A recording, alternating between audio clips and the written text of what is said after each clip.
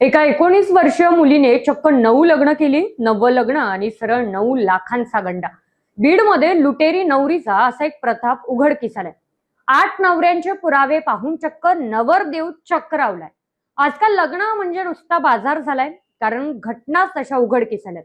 आणि बीडमध्ये सुद्धा हेच घडलंय. लग्नाचा बाजार मांडला गेलाय. वय अवघं 19 वर्ष, दिसायला अप्सरा, पण कारनामे मात्र अंगावरती शहर आणणारे.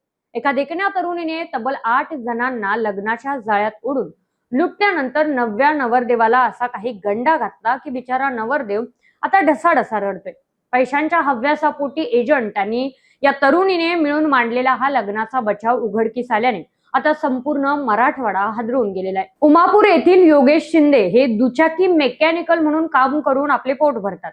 लग्नासाठी मुलगी मिळत नसल्याचा फायदा घेत गणेश अंदुरे आणि त्यांची पत्नी राधा अंदुरे या एजंट दाम्पत्याने योगेशांना जाळ्यात ओढले.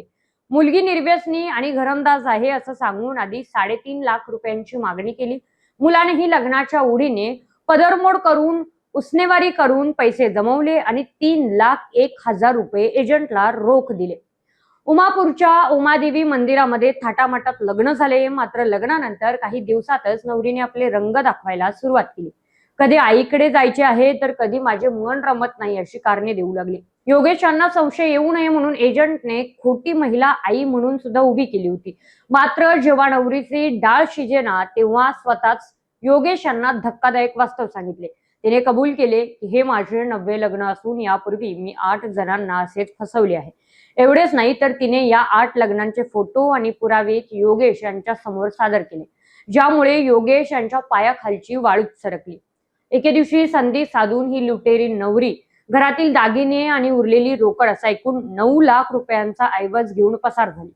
योगेश शिंदे यांनी या टोळी विरुद्ध चकलांबा पोलीस ठाण्यामध्ये धाव घेतली. मात्र तिथे सुरुवातीला टाळाटाळ झाल्याने त्यांनी थेट बीडच्या पोलीस अधीक्षकांची भेट घेऊन न्यायाची मागणी केलेली आहे. या घटनेमुळे ग्रामीण भागातील लग्नाळू तरुणांमध्ये भीतीचे वातावरण पसरले असून अशा बोगस टोळ्यांचा तातडीने बंदोबस्त करण्याचे मोठे आवाहन आता प्रशासनासमोर उभे ठाकले आहे. चव आहे कोल्हापुरी, गोकुळ लई भारी.